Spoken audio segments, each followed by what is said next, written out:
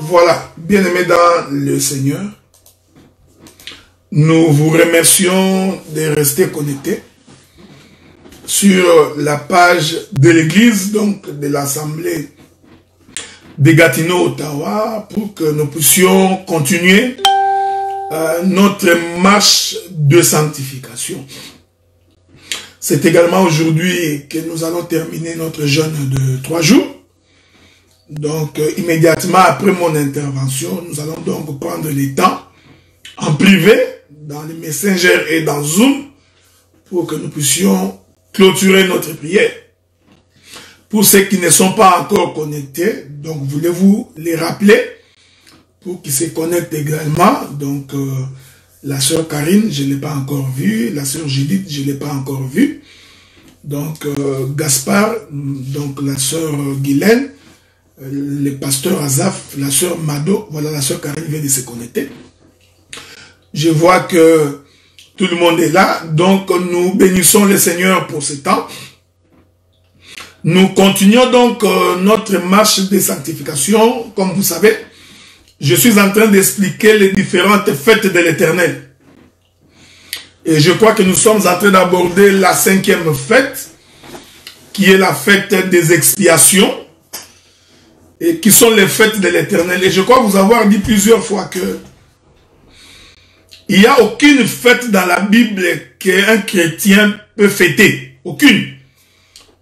Il n'y a donc aucune fête qui ne soit la fête de l'Éternel qu'on peut fêter. Je vous ai fait comprendre que la Noël d'ailleurs n'est même pas une fête chrétienne.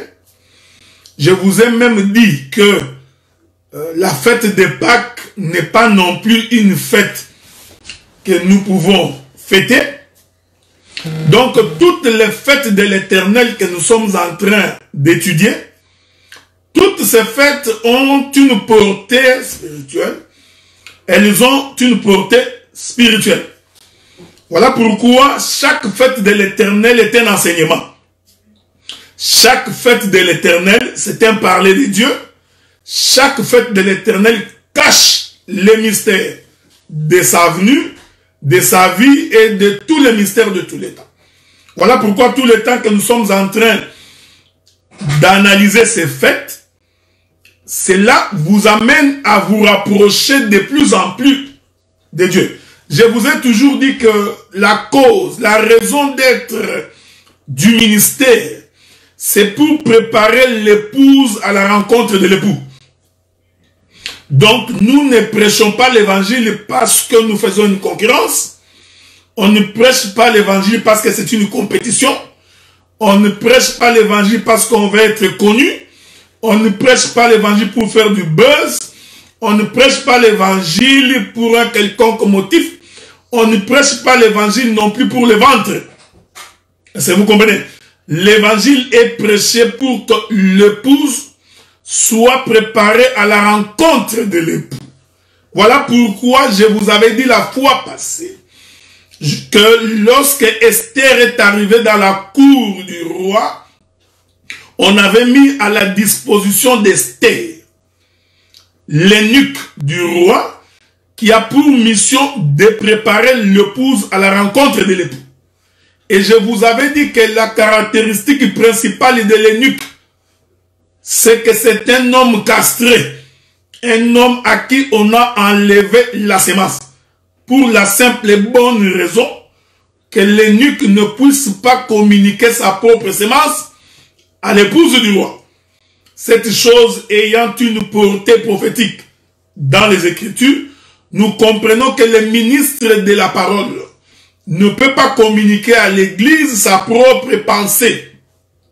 Il ne peut pas communiquer à l'Église la manière dont il pense, la manière dont il croit, ni la manière dont il est en train de concevoir les choses.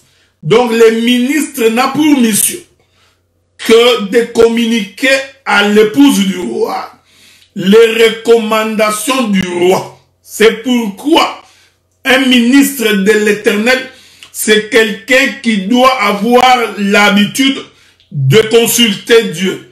Et nous disons, la manière de consulter Dieu, c'est dans la vérification des Écritures.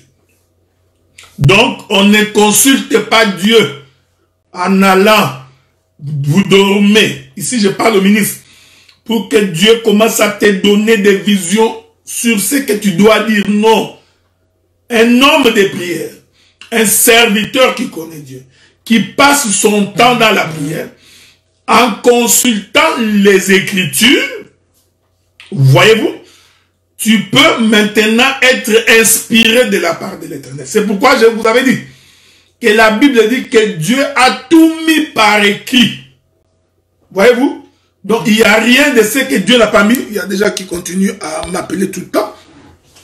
Donc Dieu a tout mis par écrit. Donc il n'y a rien, frère. Il n'y a rien que tu peux inventer.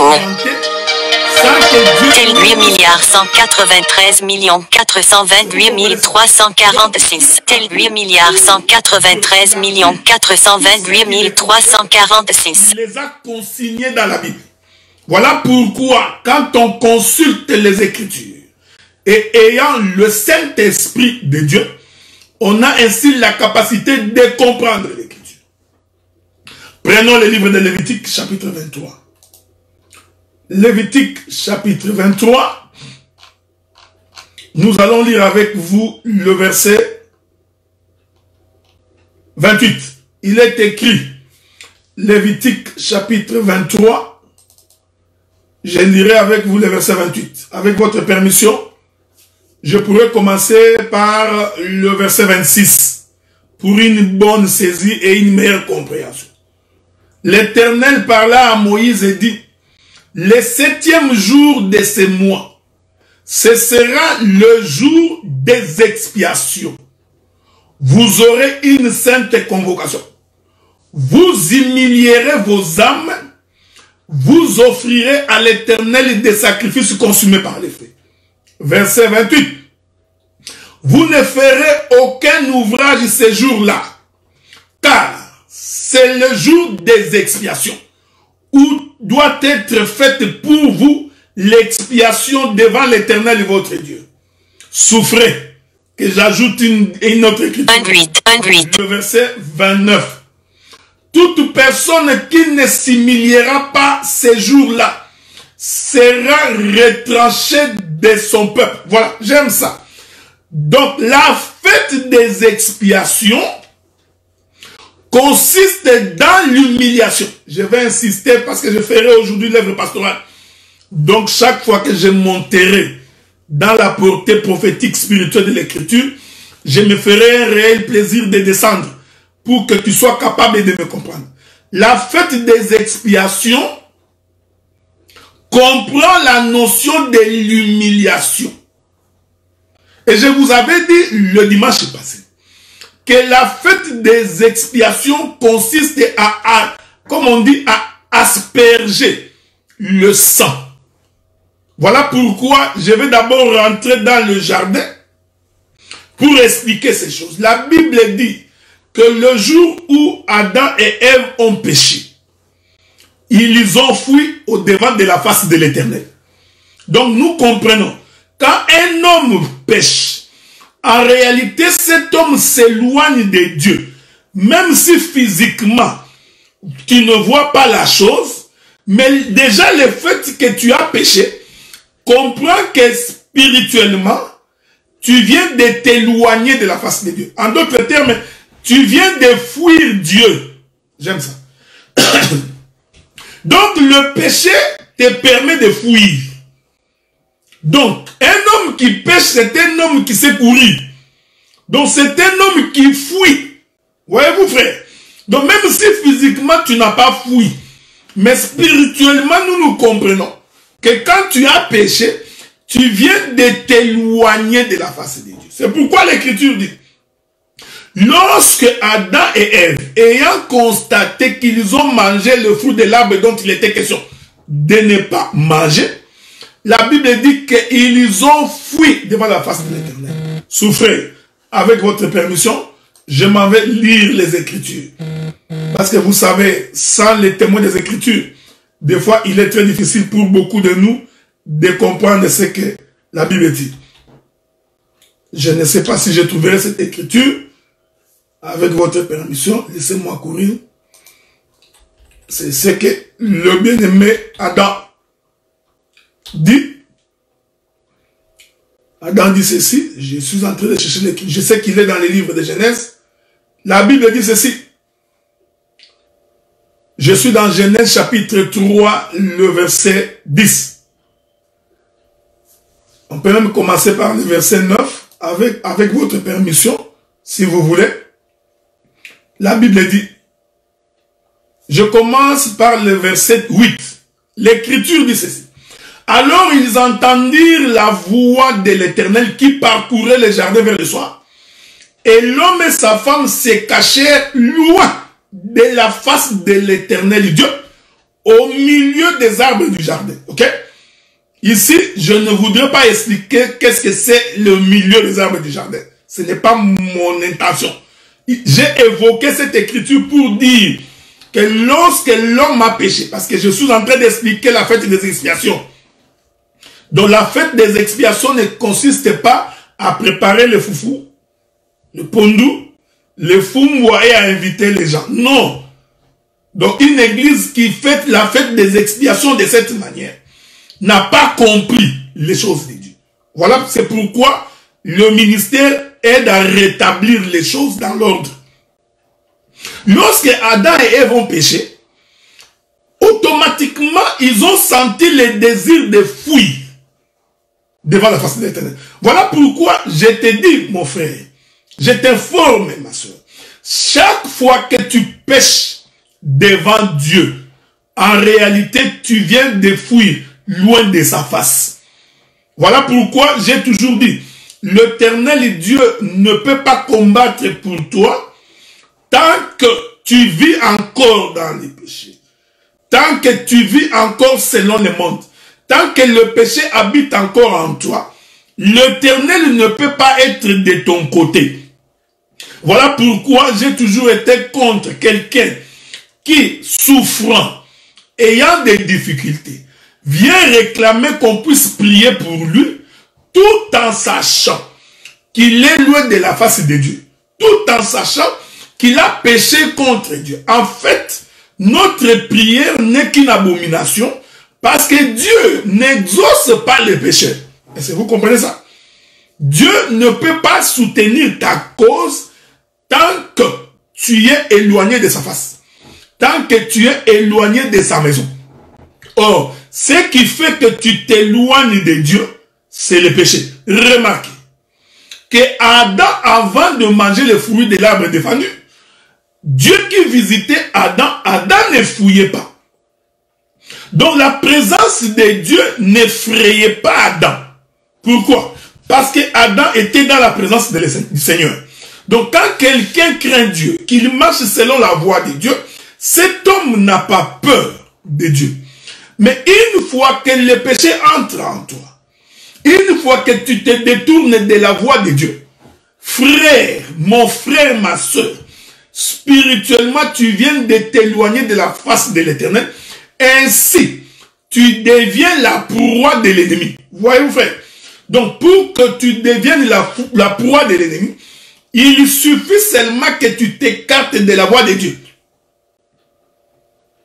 Donc, un homme, une femme qui s'est écarté de la voie de l'Éternel devient la proie de l'ennemi. Donc, toutes les malédictions vont t'atteindre, tout vent t'atteindra, toutes les maladies seront à ta porte. Pourquoi?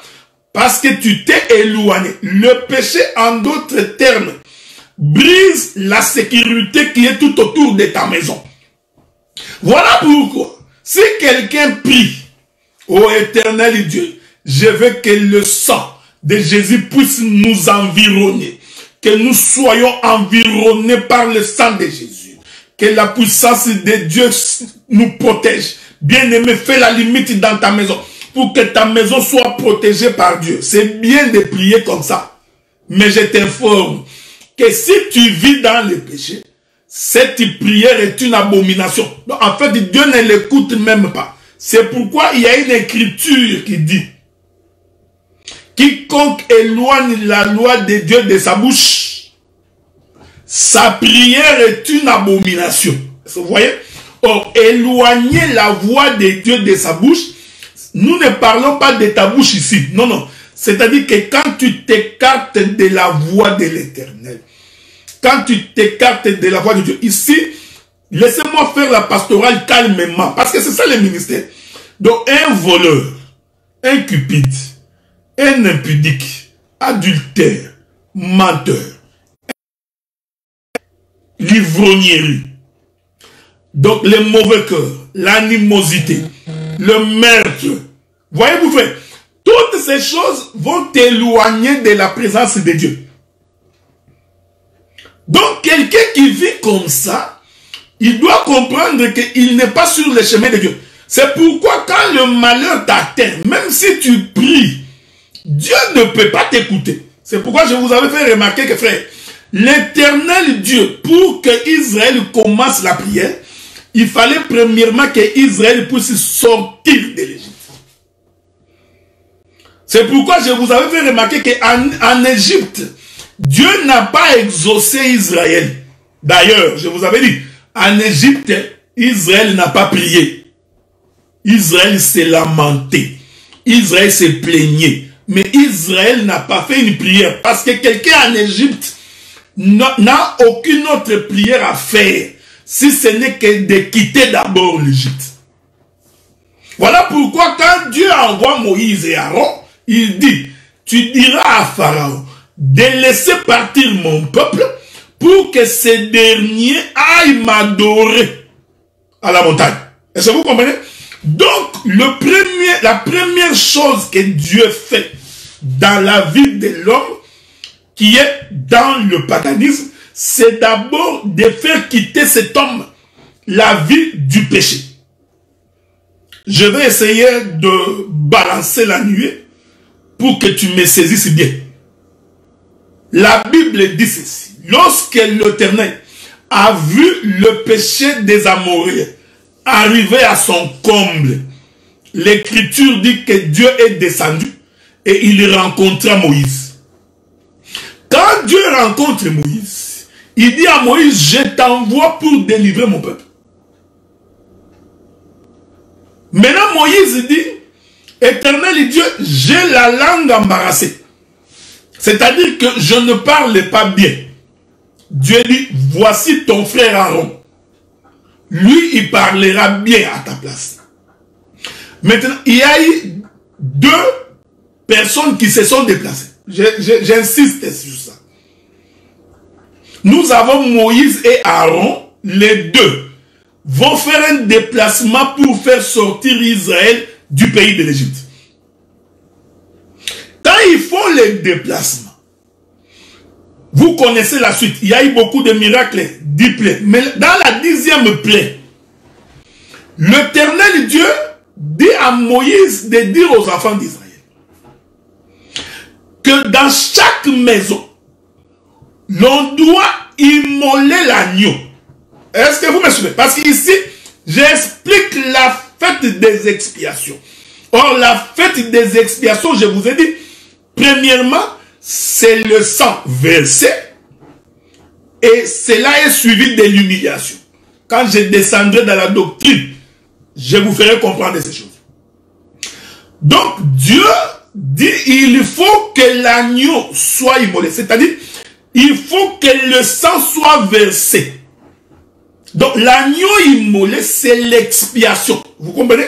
Donc, vous égorgez la tête, vous coupez la tête de l'agneau, le sang coule, voyez-vous, pour que le peuple, en mangeant l'agneau, puisse sortir de l'Égypte. Donc, s'il n'y a point d'expiation, s'il n'y a pas d'agneau immolé, le peuple ne peut pas sortir de l'Égypte. Maintenant, Dieu dit, dans chaque maison, il faut que l'agneau soit immolé. Et l'agneau se mange dans la maison. Je vous avais dit ces choses, frère. Tout ça est prophétique. L'agneau ne peut pas se manger dehors. Ici, J'explique que dehors, c'est le monde. Dehors, c'est la mondanité. Dehors, c'est le péché. C'est l'immoralité. Est-ce que vous comprenez? Cela suppose, celui qui mange l'agneau doit d'abord accepter de quitter le monde. C'est pourquoi il y a des gens qui sont en train de manger indignement le corps de Jésus. Voici pourquoi leur situation s'empire. Est-ce que vous comprenez ce que nous disons? Donc, c'est lui qui a le droit de manger l'agneau. Il doit d'abord accepter d'entrer dans la maison. Donc, entrer dans la maison veut dire, il faut que tu abandonnes le monde. C'est pourquoi nous disons, la parole de Dieu n'est pas faite, n'est pas donnée pour les païens qui sont dehors. Quand tu es païen, que tu écoutes la parole, il faut que tu rentres à la maison. Vous voyez, frère? Et c'est dans la maison que nous sommes en train de nous partager l'agneau. Nous ne prenons pas l'agneau pour donner aux païens. On ne prend pas l'agneau pour donner aux gens qui ne croient pas au Seigneur. Non. La première chose, c'est que nous comprenons que ce jour-là en Égypte, quelqu'un a annoncé qu'aujourd'hui, chacun de nous doit rentrer dans la maison. Donc, aucun juif, aucun fils de Jacob, ce jour-là, n'avait le droit de rester dehors. Donc, tout le monde, ici, vous comprenez que prophétiquement, l'évangéliste avait travaillé, l'apôtre aussi avait travaillé. Parce que pour rentrer dans la maison, écoutez frère, pour rentrer dans la maison, c'est le ministère évangélique et le ministère apostolique qui appellent les hommes. Pour que les hommes quittent le monde, qu'ils viennent entrer dans la maison. Est-ce que quelqu'un me suit? Bien-aimé Gloire Bachika, est-ce que tu écoutes ce que je dis? Donc, le ministère évangélique et le ministère apostolique, ce sont les deux qui appellent les païens à la repentance. Avez-vous remarqué ça? Donc, Moïse en allant en Égypte, en demandant aux enfants d'Israël d'entrer dans la maison, nous comprenons que le ministère évangélique et le ministère apostolique ont été à l'œuvre. Maintenant, quand vous rentrez dans la maison, je vous avais dit que quand j'expliquerai le ministère, j'entrerai dans les détails.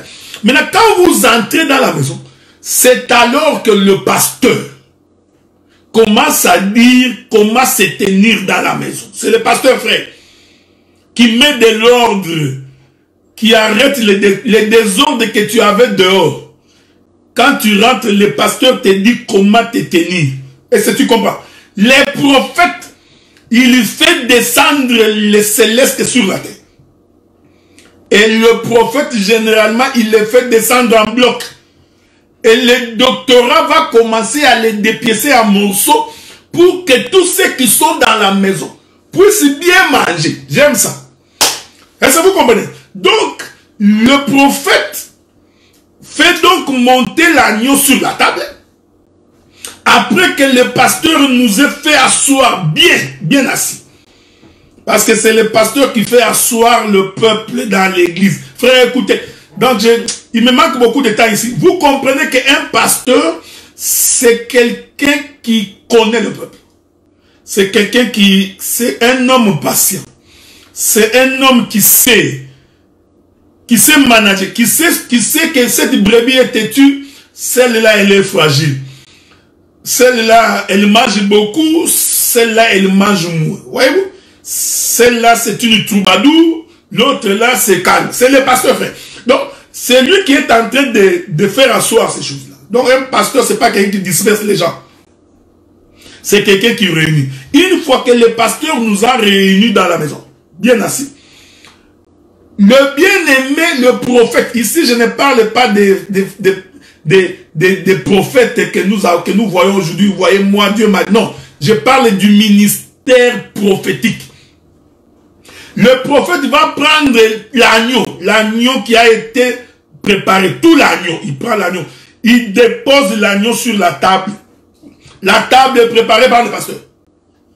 Les docteurs viennent faire la distribution. Ils coupent morceau par morceau, ouais, dans les détails, pour que chacun puisse manger. Est-ce que vous comprenez? Donc, c'est ce que nous appelons le ministère de la parole. C'est-à-dire l'apôtre, le prophète, le pasteur, le docteur et l'évangéliste. En Égypte, toutes ces choses ont fonctionné. Maintenant, vous comprenez aussi, ça, laissez-moi avancer. Nous comprenons aussi que dans chaque maison, il y a un sacrificateur. Parce que pour égorger l'agneau, pour immoler l'agneau, couper la tête de l'agneau, il faut qu'il y ait un boucher, quelqu'un qui sait manier le couteau. Est-ce que vous comprenez?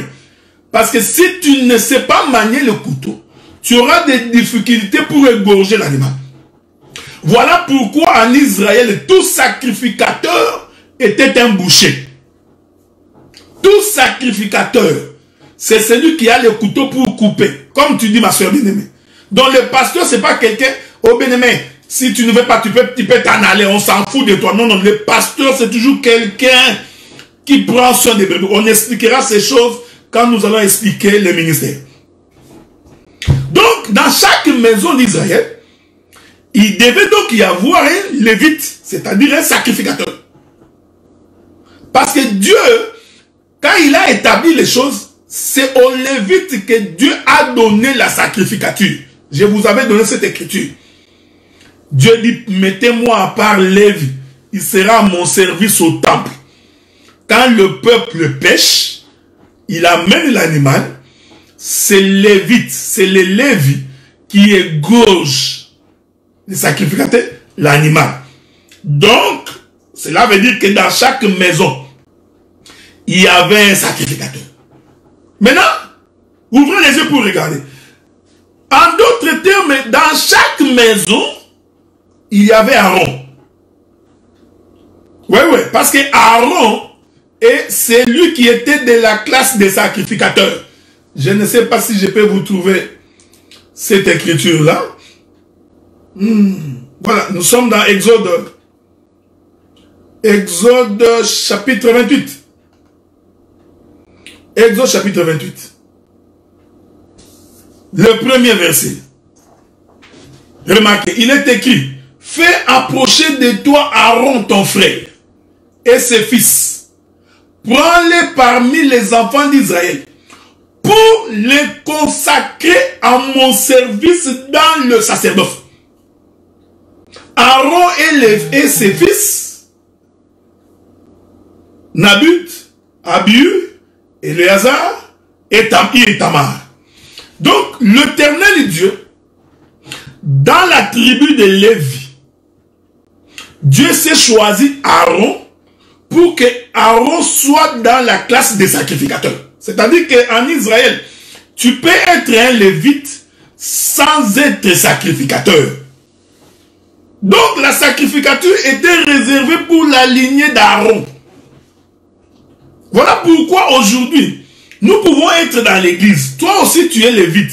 Mais tu n'es pas sacrificateur. Nous avons aujourd'hui beaucoup de gens. Ils pensent que parce qu'il explique bien la Bible, il a tellement écouté beaucoup, il peut lire et expliquer. Il pense qu'il est devenu sacrificateur. Voyez-vous? Donc, il commence à se comme, non, non, tu peux être lévite sans être sacrificateur. Parce que en Israël, on avait des lévites chantres. C'est comme les chantres. C'est pourquoi nous avons toujours des difficultés de voir quelqu'un qui était chantre, il se transforme en prédicateur. Puisque tu chantes bien, on a l'habitude d'écouter, tu connais les versets parce que tu chantes l'enseignement. Demain, tu deviens prédicateur. Non, qui a dit que puisque tu chantes bien, il faut que tu deviennes prédicateur. C'est pourquoi vous allez voir tous les gens qui chantaient, aujourd'hui qui chantaient, il y a des moments ici qui chantaient. Tous les chantres finissent par devenir prédicateur. Oh, il est devenu pasteur, tel est devenu pasteur. Mais nous, on l'a connu chantre. Il était musicien. Comment est-il devenu prédicateur? Hein? Je me souviens du feu de Baba. De Baba était musicien dans, je ne sais pas, Shockstar, Soukwalanga, Star, je ne sais pas moi quoi. L'homme s'est converti. Automatiquement, il devient aussi chantre de l'Éternel. Et après, il se transforme en évangéliste. Donc, nous ne comprenons plus rien. L'homme chantait, ensuite il se transforme en couple pastoral. Est-ce que vous comprenez, frère? Donc, ça c'est un désordre. Vous savez, frère, dans les choses de Dieu, il n'y a pas de... On ne monte pas de grades. Donc tu vas commencer par taper les tam-tams. Tu tapes les tam-tams des mains. Drum. Après drum, guitare. Après guitare, micro. Après micro, pasteur. Mais ça, c'est que les désordres. Les autres, lui chantait, sa femme chantait, ils se transforment tous les deux. Couple pastoral. Nous disons que ces choses n'ont pas de fondement dans la Bible, frère. Tu peux bien chanter. Tu chantes l'enseignement. Mais les ministères, ça ne se donne pas comme ça. L'autre avait commencé évangéliste, il pense qu'on monte les grades. J'expliquerai ces choses-là. Donc, évangéliste, demain, apôtre, ces jours aussi, tout le monde est devenu docteur. Et puis, tout le monde devient prophète. Nous disons que ça, c'est un désordre. Dieu avait choisi toute la tribu de Lévi pour les servir. Nous disons Amen. Mais dans cette tribu de Lévi, Dieu avait choisi Aaron. Il dit Aaron et ses fils. En ce qui concerne couper l'animal, c'est-à-dire égorger, c'est réservé à Aaron et à ses fils. Nous disons, couper l'animal, c'est ça le ministère. C'est-à-dire, c'est lui qui est capable de faire comprendre les Écritures. Parce que l'animal, c'est ça la Bible. Vous voyez? Donc la Bible, c'est tout un agneau. Maintenant, le ministère, c'est lui qui est de la race d'Aaron. Il faut qu'il soit capable de découper la viande sans toucher à la poche amère. C'est pourquoi, quand quelqu'un n'est pas de la lignée d'Aaron et qu'il vient toucher à ces choses, quand il va commencer à couper, vous allez voir, il coupe une petite cuisse comme ça. On lui dit non, il faut couper la grosse. Non, il ne sait pas couper. Parce qu'il ne sait pas comment on manie les couteaux. Est-ce que vous comprenez ce que nous disons? C'est pourquoi nous insistons pour dire non, tu commences par chanter Yeshua Zaliawa, et demain tu montes des grades. Non, non, on ne monte pas les grades dans ces choses. Écoutez-moi bien, bien, Seigneur. Donc, nous ne sommes pas en train de monter des grades. C'est pourquoi, quand quelqu'un n'est pas de la lignée d'Aaron, vous allez voir, dès qu'il touche la Bible, scandale, désordre.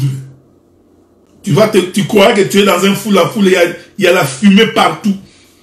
Il y a un désordre automatiquement. Vous ne savez plus par où entrer, par où sortir, parce que c'est quelqu'un qui a touché à des choses qui ne lui étaient pas réservées. Est-ce que vous comprenez ça? Donc l'Éternel dit, verset 2, Exode chapitre 28, verset 2, j'ai lu, il est écrit, salut mon bien-aimé Roland qui vient de se connecter, il est écrit, tu feras à Aaron ton frère des vêtements sacrés pour marquer sa dignité et pour lui servir de parure.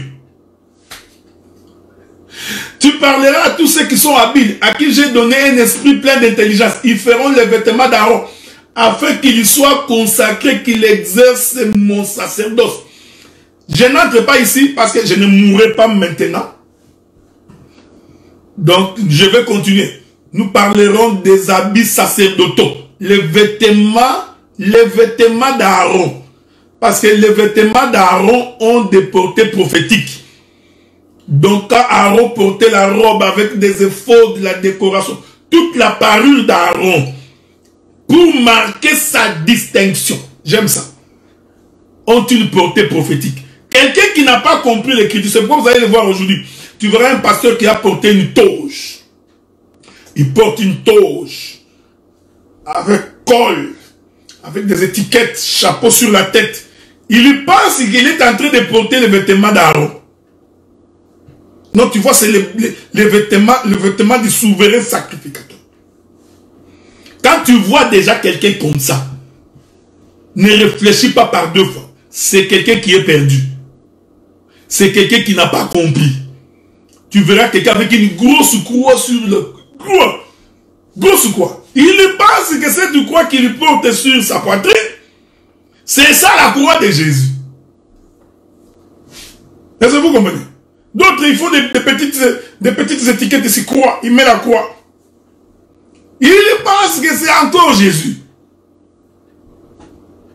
L'autre, il prend. Je préfère ne pas citer les noms des églises, ni citer les noms des pasteurs. Mais je présente l'enseignement.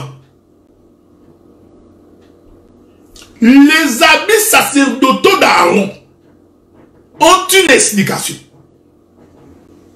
L'habit en éphod qu'Aaron portait, sur lequel il y avait l'urim et le thummim, ça a une explication prophétique. Vous voyez, c'est pourquoi je vous ai dit qu'il y a beaucoup de choses à prêcher dans la Bible. Personne ne peut finir à expliquer la Bible. Vous comprenez? Donc, si quelqu'un aujourd'hui, il s'habille en noir, il met sa colle, il dit c'est la colle pastorale, comprenez qu'il est en retard de la compréhension. Et de deux, comprenez qu'il n'est même pas sacrificateur. Parce que s'il était sacrificateur, il allait comprendre ces choses avant de servir Dieu. C'est pourquoi j'ai toujours dit, vous savez, les gens ont commencé par condamner l'église catholique. Tu vois les prêtres de l'église catholique, ils portent des soutanes avec des chapeaux. Vous comprenez? Tout ça, vous savez, avec la croix. Ces choses ne sont pas bibliques. Ça n'a rien à voir avec Dieu. Bon, les protestants se sont rebellés. Vous connaissez l'histoire. Les protestants se rebellent. Ils disent non, nous sortons des catholiques. On ne peut plus être comme des catholiques. Mais en sortant, vous allez voir, les protestants aussi ont commencé à porter des robes. Et aussi portent des robes. Mais ils n'ont pas ça. Dans le protestantisme, nous allons finalement voir ce qu'on appelle généralement les mouvements de réveil. L'église de réveil, une chose qui n'est pas conforme à la parole de Dieu. Voyez-vous? Les églises de réveil sortent. Vous avez remarqué qu'aujourd'hui, la plupart des pasteurs ont fait de la veste les vêtements pastoraux. Il est rare, très rare, que tu trouves un pasteur habillé en chemise simple. Non. Généralement, les dimanches, même quand il fait 50 degrés, il est toujours en costume et cravate. Il souffre, il transpire à l'intérieur à 50 degrés. Mais il ne peut pas s'en passer parce qu'il croit que c'est le fait qu'il est habillé en veste qui fait de lui un pasteur. Il suffit seulement que tu mettes une bonne veste et tu viens dans une église. Dès que tu arrives à la porte, même le protocole est formaté. Le protocole, dès qu'il te voit en veste, toi tu es serviteur de Dieu. Toi tu es serviteur de Dieu. Pour qu'on te donne une chaise spéciale. Frère, j'ai toujours été contre ces histoires de chaises spéciales pour les pasteurs. J'ai toujours été contre ça. Est-ce que je peux vous trouver quelques écritures? Écoutez ce que Jésus dit. Luc chapitre 11 verset 43. Prenez vos Bibles. Luc chapitre 11 verset 43. Écoutez ce que Jésus dit. Malheur à vous, pharisiens, parce que vous aimez les premiers sièges dans les synagogues et les salutations dans les places publiques. Tu vois? Les pharisiens, ils adorent les premiers sièges. Donc quand vous... Donc la chaise de devant, il faut qu'on les voie. Il faut qu'on les salue en public. Bonjour pasteur, bonjour révérend. Tu vois? C'est un esprit pharisianique. Oui, frère. Je continue. J'aime ça. Quand vous apprenez, prenez également. Marc chapitre 12, le verset 38, il est écrit. Il leur disait dans son enseignement. Gardez-vous des scribes qui aiment à se promener en longue robe. Vous savez, frère, pour comprendre les péchés, il y a un esprit derrière les actes que les gens posent. Porter la veste n'est pas mauvais. S'asseoir sur le premier siège, ce n'est pas ce qui est mauvais. Mais c'est l'esprit qui anime ces gens-là. Tu vois, c'est l'esprit de si je me mets en veste, on verra que c'est l'homme de Dieu. Si je me mets sur le premier siège, on verra. Tu vois, c'est cet esprit-là que l'Éternel combat. Je prends ça. J'étais dans quoi? Marc. C'était Marc chapitre 12.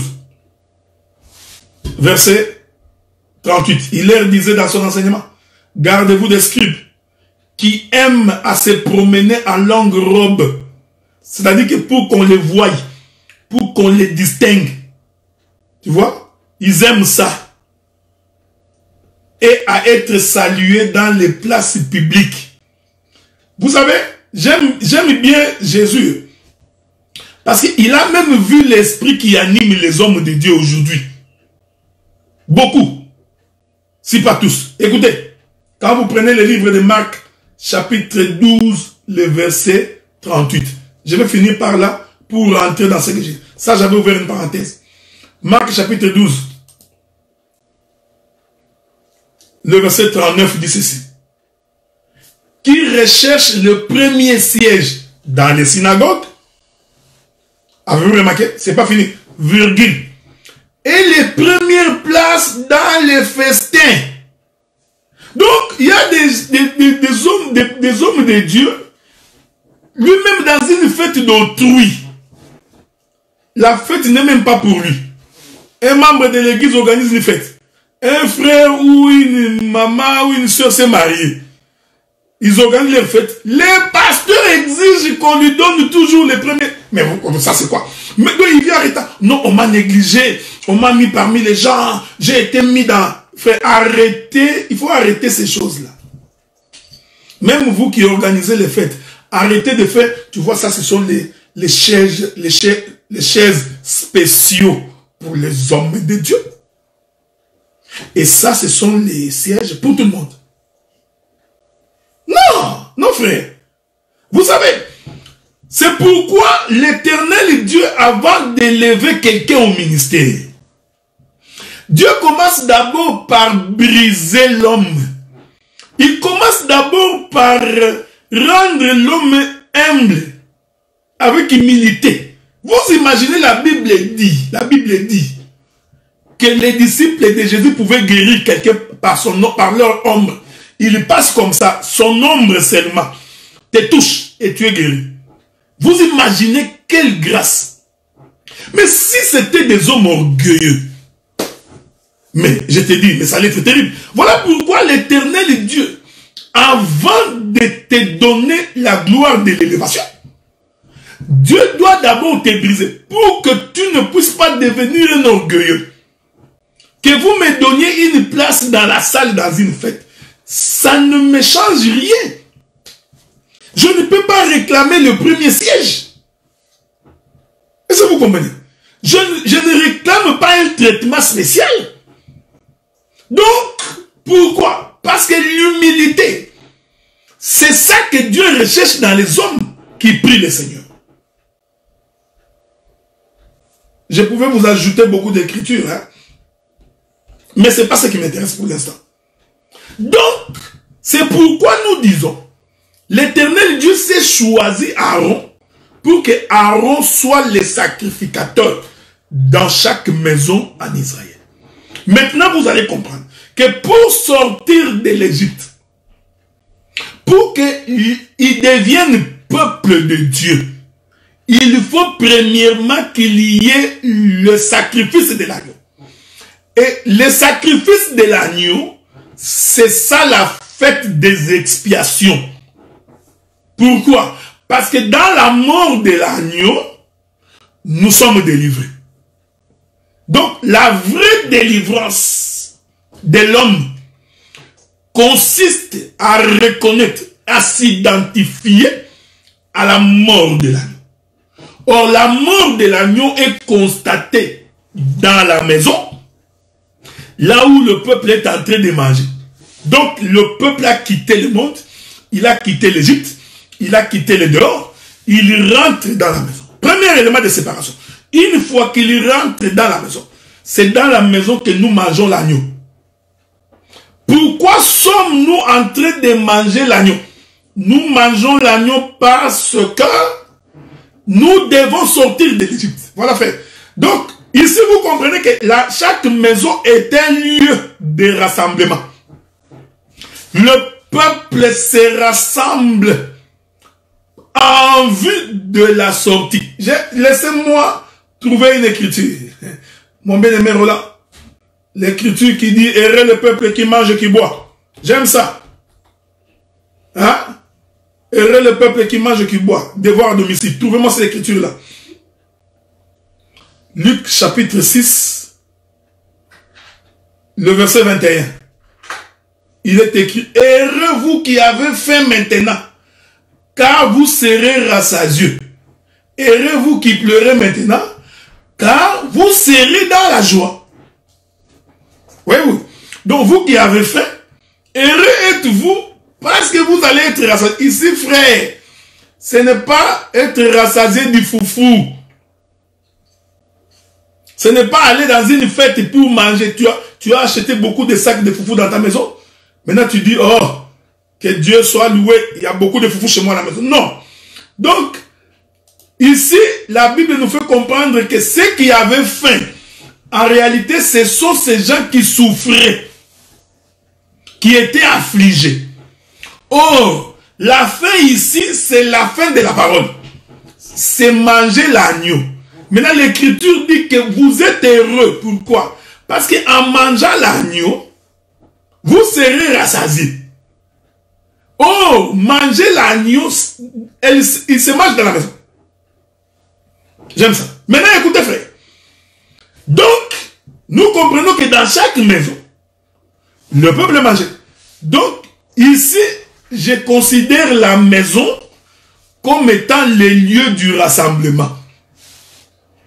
Et c'est dans ces lieux du rassemblement qu'il y a l'expiation du péché. C'est-à-dire, il y a l'agneau qui est immolé.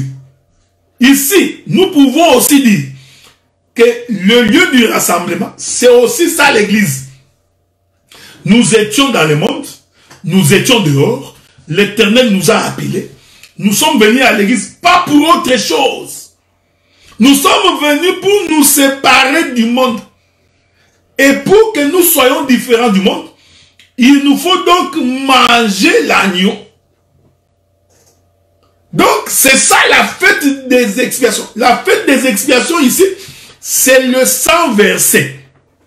Est-ce que vous comprenez? Donc, le sang qui est versé, c'est ça qui permet à l'homme d'entrer en contact avec Dieu. Maintenant, l'écriture dit, après qu'ils aient fini de manger l'agneau, qui est le travail des sacrificateurs, qui ont coupé l'agneau, c'est pourquoi je vous avais dit, prophétiquement, dans chaque maison en Israël, il devait y avoir un sacrificateur. Donc, Aaron était dans chaque maison. Aaron était dans la maison de Bernard, Aaron était dans la maison de John, Aaron était dans la maison de Gaspard, il était dans la maison de Franck. Dans toutes les maisons, Aaron s'y trouvait. Ici, quand je dis Aaron, ce n'est pas la personne d'Aaron, c'est le travail du sacrificateur. Donc, quand on voyait la sacrificature, on comprenait que le ministère d'Aaron est en train de travailler. Est-ce que vous comprenez? Maintenant, quand ils sont sortis, c'est à ce moment-là que maintenant Moïse va donc prendre la direction du peuple. En Égypte, c'est Aaron qui tue l'animal, c'est-à-dire c'est Lévi. Mais quand ils se mettent en marche, celui qui dirige maintenant, c'est Moïse. Donc vous comprenez que ici Moïse, il prend la position de Judas. Pourquoi? Parce que c'est toujours Judas qui commence la marche. C'est toujours Judas qui conduit le peuple. Je suis en train de... Laissez-moi trouver cette écriture-là dans les livres des Nombres. Hein. Voilà. J'aime ça. La Bible dit ceci. Nombre chapitre 2, verset 9. Il est écrit. Nombre chapitre 2, verset 9. Il est écrit. Le total pour le camp des Ruben. Non. Oui. Le total pour le camp de Juda. D'après les dénombrements. 186 400 hommes selon le corps d'armée. Ils seront le premier dans la marche. Donc, chaque fois que Israël se déplace, c'est toujours le camp de Juda. C'est-à-dire, c'est toujours Juda qui commence la marche. C'est-à-dire que c'est Juda qui proclame le commencement. J'aime ça. Or, Juda est le quatrième fils de Jacob. C'est pourquoi Juda est considéré comme étant le soleil. C'est-à-dire que c'est Juda qui éclaire le peuple. C'est pourquoi la prophétie de Genèse 49 dit, le bâton de commandement ne quittera pas Juda jusqu'à ce que vienne le Shiloh. C'est pourquoi je vous avais dit hier que ne peut être roi en Israël que Juda. Or, le roi ordonne par son bâton. Donc, Juda, qui est le roi, il a le bâton de commandement. Selon Genèse 49, le bâton de commandement ne quittera pas Juda. Donc, le commandement, c'est par le bâton. Donc, quand nous voyons les bâtons, nous voyons la royauté. Or, la royauté est pour Juda. Est-ce que vous voyez ça? C'est pourquoi, si le roi s'élève, tout le peuple doit s'élever.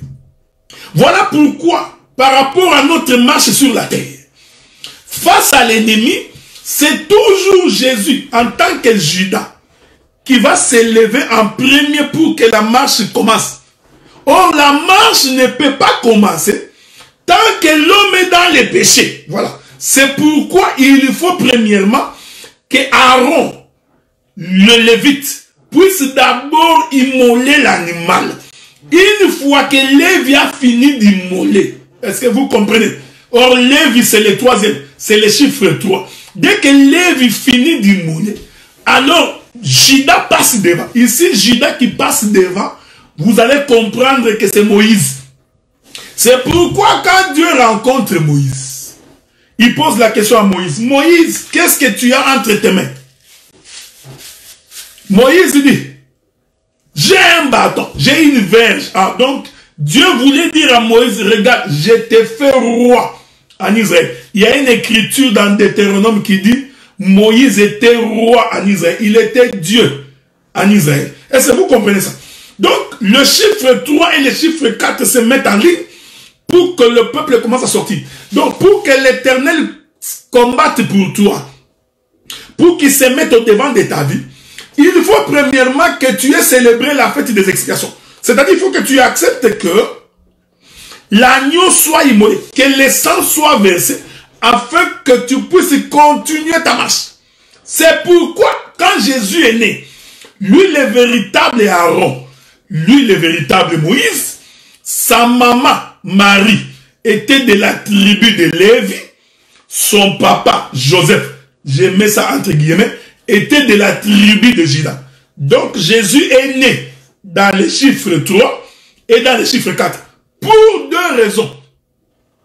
Premièrement, c'est pour proclamer la liberté pour ceux qui sont... Prenons ça, Luc chapitre 4. Prenons Luc, le livre de Luc, chapitre 4. Écoutez ce qui est écrit. Luc chapitre 4, je vais lire à partir du verset 17. On lui remit les livres du prophète Esaïe, l'ayant déroulé, il trouva l'endroit où il est écrit, l'Esprit du Seigneur est sur moi. Maoué, j'aime ça. Parce qu'il m'a pour annoncer une bonne nouvelle aux pauvres.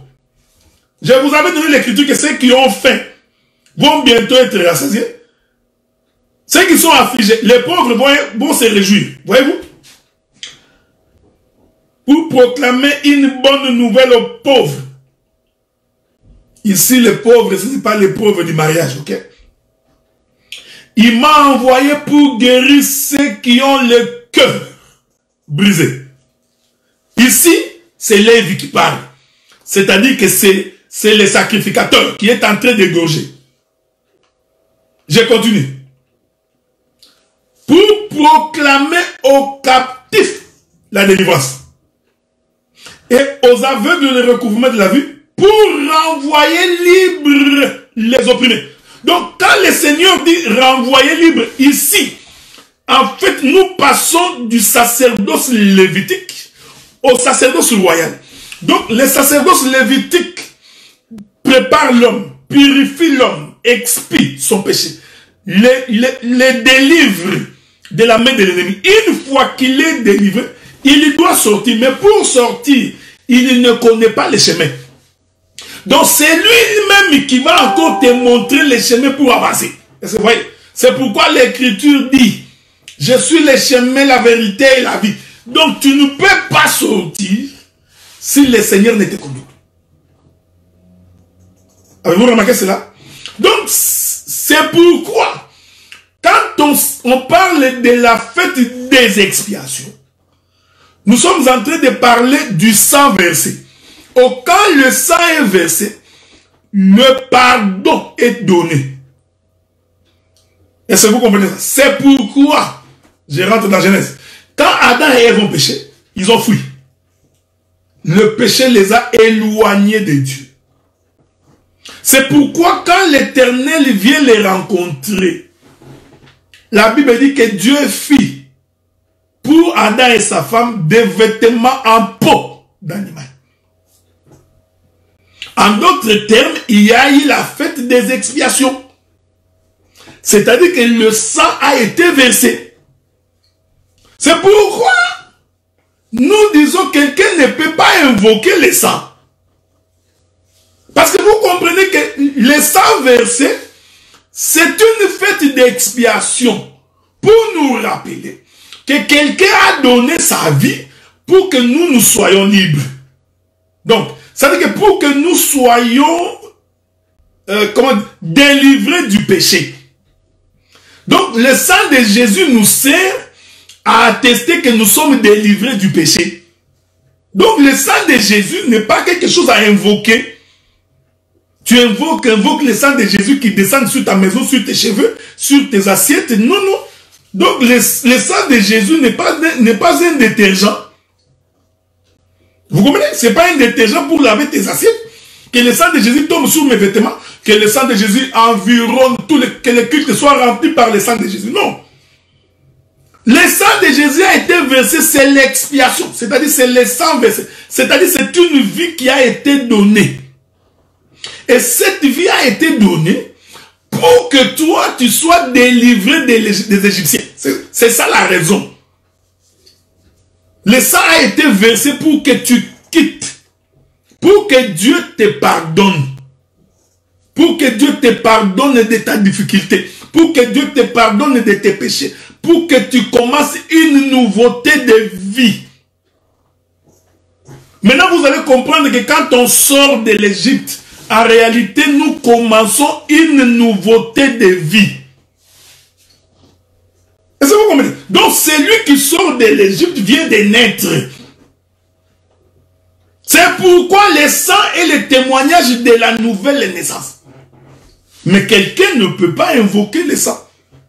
Parce que quand vous commencez à invoquer le sang, vous faites des orgies.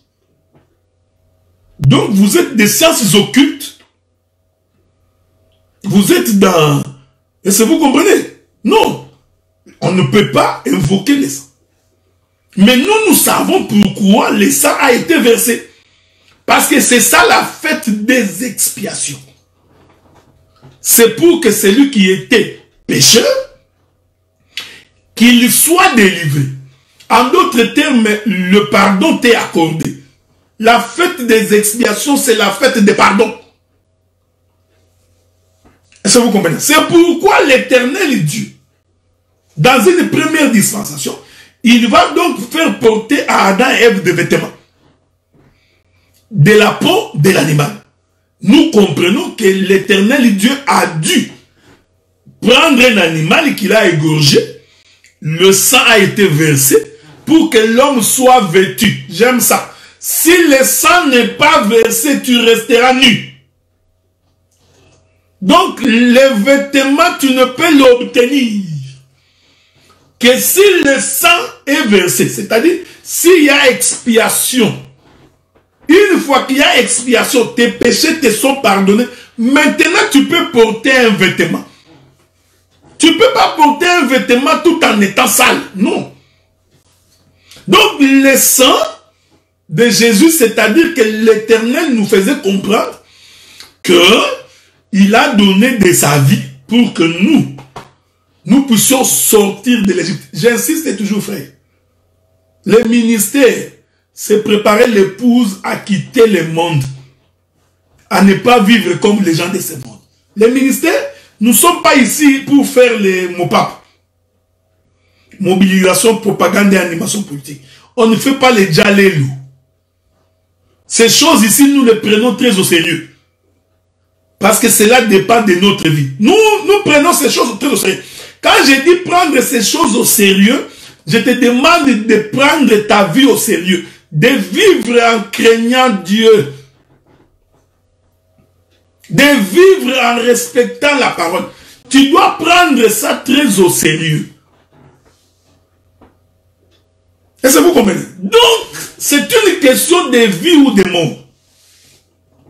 Ici, ce n'est pas une question de camaraderie parce que nous sommes habitués. Non, c'est une question de vie et de mort. Le Seigneur, il a fait ces choses pour que nous quittions.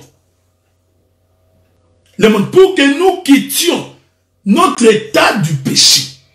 Voilà pourquoi la fête des expiations. Je rentre dans Lévitique 23, 28. Lévitique 23. Je rentre là-bas. C'est pourquoi j'ai dit, frère, il est écrit, là où j'avais lu avec vous.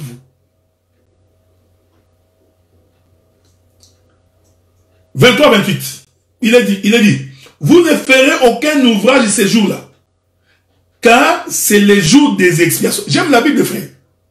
Donc, les jours de la fête des expiations, tu es dans les repos. Là, tu ne feras aucun ouvrage ces jours-là, parce que tu es en repos. C'est pourquoi je vous avais dit, celui qui pêche, il y travaille. Pour qu'il rentre dans le repos, il faut qu'il arrête de pécher. Il est écrit. Ce que j'aime ici, c'est le verset 29. Lévitique 23, 29. Toute personne qui ne s'humiliera pas ces jours-là sera retranchée de son peuple. C'est ici que je vais conclure. La fête des expiations, c'est l'humiliation. Il faut apprendre à s'humilier. La Bible dit, je répète ça, l'Éternel Dieu résiste aux orgueilleux. Il fait grâce aux humbles. Frère, humble ici, ce n'est pas que tu marches comme ça. Bonjour. Non, ce n'est pas ça humble. L'humiliation, ici, c'est-à-dire c'est celui qui reconnaît son état de péché. L'humiliation est liée à la notion de l'amertume. Voilà. Donc, tu as de l'amertume à cause de ce que tu étais. J'étais un voleur. Tu vois, j'ai de l'amertume de ce que j'étais. Ça crée en moi l'humiliation. Je m'humilie devant le Seigneur. C'est un renoncement de ce que j'étais. C'est ça la fête des expiations. Donc, quelqu'un qui demande pardon ou qui recherche le pardon de Dieu, il faut qu'on voie en lui l'humiliation, l'amertume. Est-ce que vous comprenez? Donc, cette souffrance intérieure de regretter. C'est pourquoi il y a une écriture qui dit, quiconque renonce à son péché et abandonne, obtient miséricorde. Roland ne fait pas son travail aujourd'hui. Est-ce qu'il est toujours là? Où est-ce l'écriture là?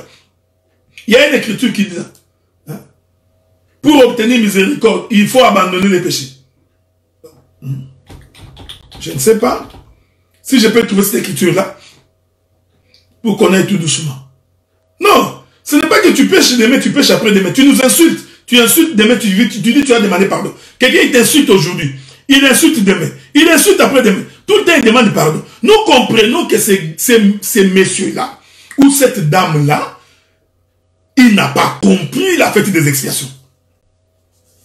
Ah, Proverbe chapitre 28, verset 13, c'est ça. J'ai cherché ailleurs. Allons-y. Proverbe 28, 13. Merci beaucoup, bien-aimé Roland. Proverbe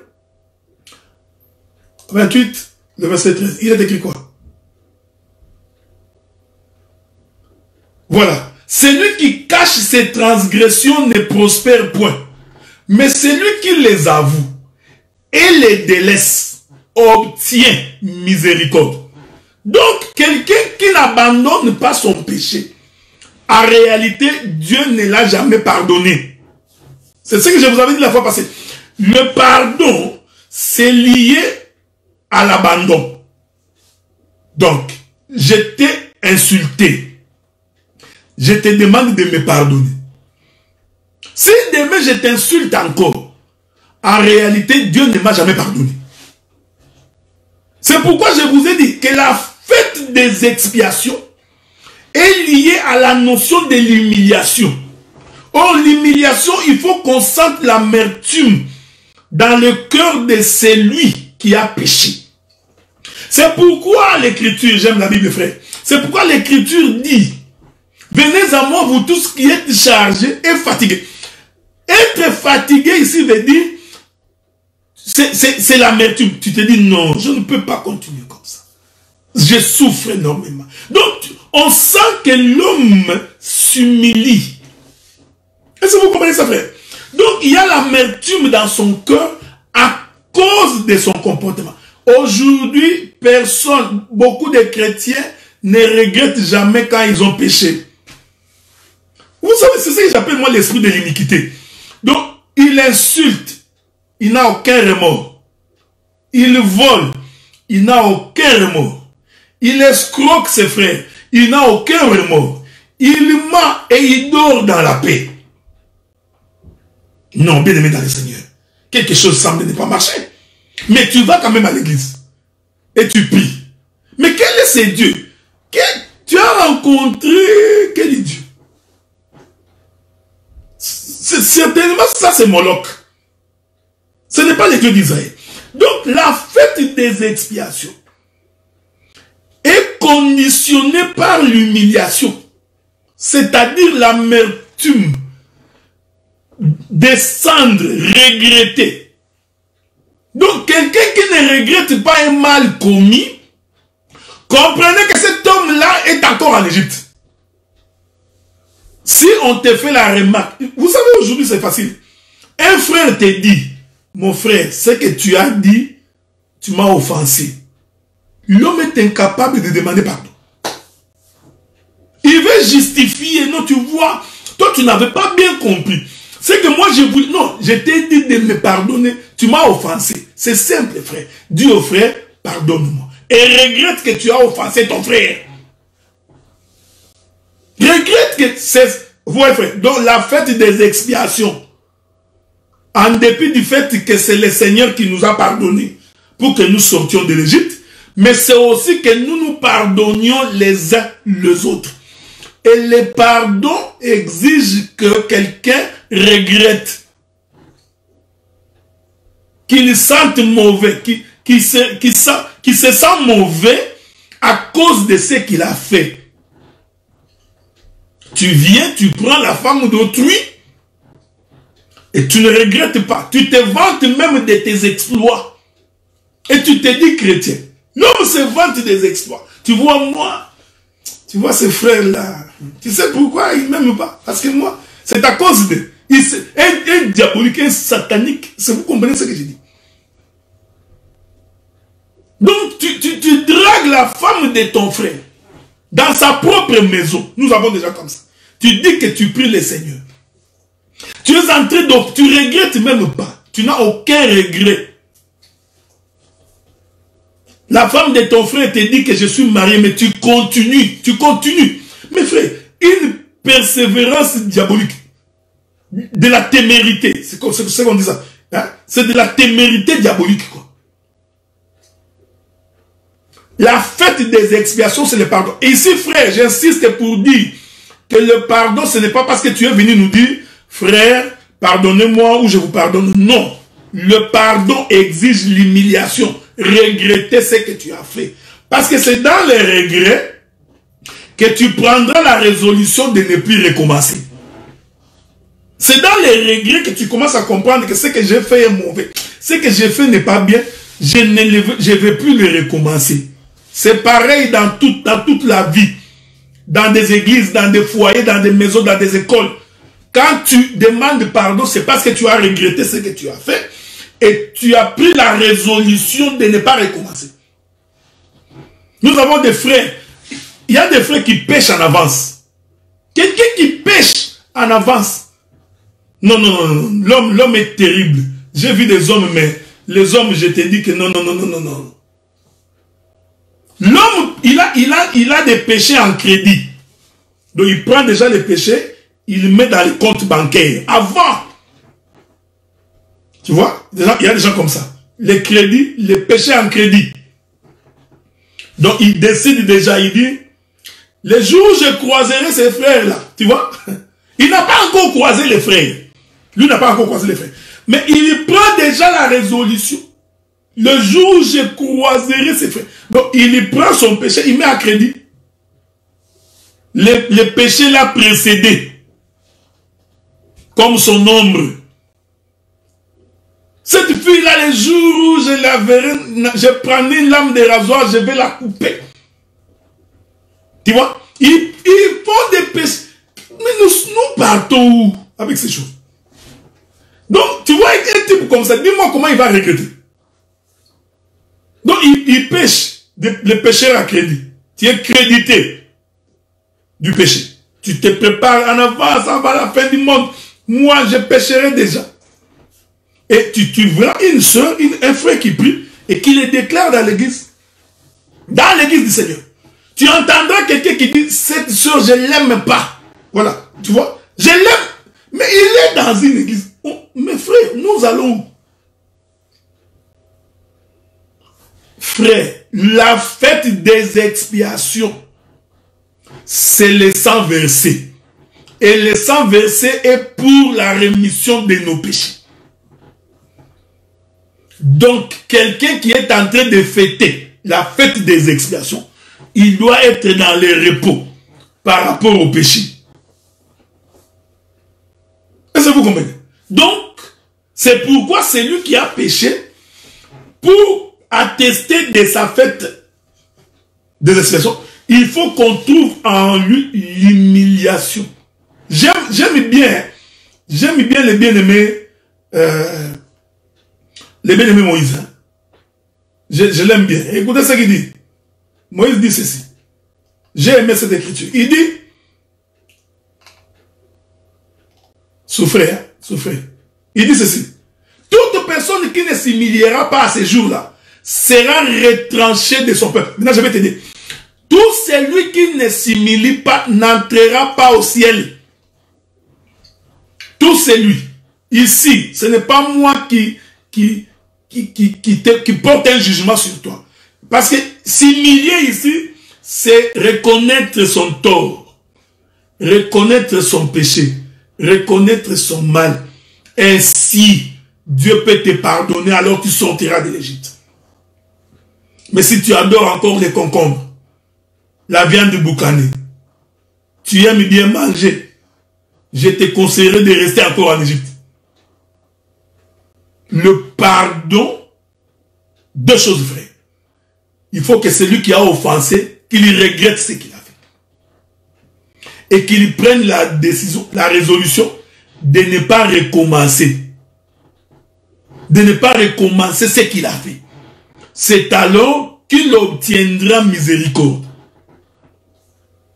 Ça c'est un. De deux. Toi à qui on a offensé, il faut aussi que tu pardonnes. Et que tu oublies. Je sais qu'en tant qu'humain, tu ne peux pas oublier, mais je crois que l'Éternel Dieu a la capacité de te donner le pouvoir d'oublier. Mais que celui qui demande pardon, demande sincèrement pardon, avec l'intention de ne plus recommencer. Pourquoi?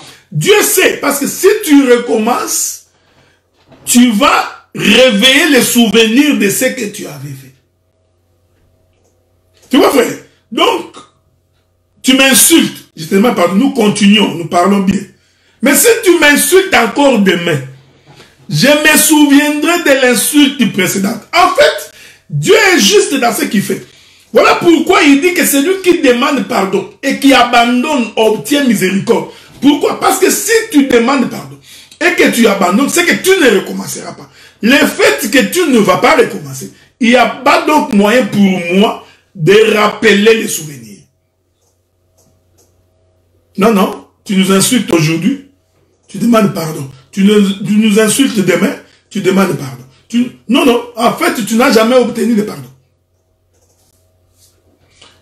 Voilà, bien aimé dans les Seigneurs, la fête des expiations. J'ai essayé de faire la pastorale également pour vous amener à comprendre également très bien ces choses, pour vous amener à saisir la raison pour laquelle nous parlons de la fête des expiations. C'est comme nous sommes à l'église. Si tu as offensé ton frère, il faut demander pardon. Et puis quand tu demandes pardon, c'est pour ne plus recommencer. Et toi aussi, si ton frère t'a demandé pardon, tu as l'obligation, d'après les Écritures, de pardonner. La Bible dit, pardonnez-vous les uns les autres. Est-ce que vous comprenez? Celui qui ne pardonne pas, il est lié par lui-même. Donc, tu as des beaux-frères. Tu ne parles jamais avec tes beaux-frères. Parce que quand tu étais en train de courtiser leur sœur, il y a un beau-frère qui t'avait insulté. Depuis que le beau-frère là t'avait insulté, malgré le fait que tu as épousé sa sœur, tu n'aimes pas ce beau-frère là. Non. Il faut appeler et demander pardon. Non, tu vois ma belle-sœur là, quand il avait préparé le foufou, il m'a refusé à manger dans sa maison. Depuis là, tu es en colère contre ta belle-sœur. Ce n'est pas bien. Demande pardon. Quelqu'un avait pris ta femme. Tu es tellement en colère que tu es incapable de te pardonner. Je t'en prie, dans le nom de Jésus, pardonne. Et oublie. Ça sera ta propre délivrance. Une soeur t'avait insulté dans l'église, ou il t'avait calomnié, ou critiqué. Frère, pardonne et oublie. Mais toi aussi qui avais insulté, demande pardon. C'est ça, la vie de la chrétienté. Et vous allez voir que lorsque le pardon sera au milieu de nous, nous vivrons en paix et dans la tranquillité. Voilà, bien-aimés dans le Seigneur, je viens de finir mon intervention de ce dimanche. Je voudrais également dire que je suis en train de prévoir que nous puissions faire une tribune des questions-réponses comme comme le fait régulièrement mon bien-aimé Roger Bouleli. Je voudrais également prévoir une tribune où nous parlerons, où je recevrai des questions. Ça va être une émission pendant 4 heures ou 5 heures. Donc, tu peux aller manger, revenir, dormir et te réveiller. Donc, je vais me livrer à vous pour recevoir toutes vos questions. Je prendrai les questions, parce que j'ai vu qu'il y avait beaucoup de gens qui avaient des questions. Je prendrai des questions sur le problème des mariages, des divorces, comment se marier, comment se tenir dans la maison, le problème de la dot, tous ces éléments-là. Je m'organiserai, si pas ce samedi, le samedi en 8, pour que pendant 5 heures, nous ferons une émission, une tribune de questions. L'émission sera appelée « Le ministre face au peuple ».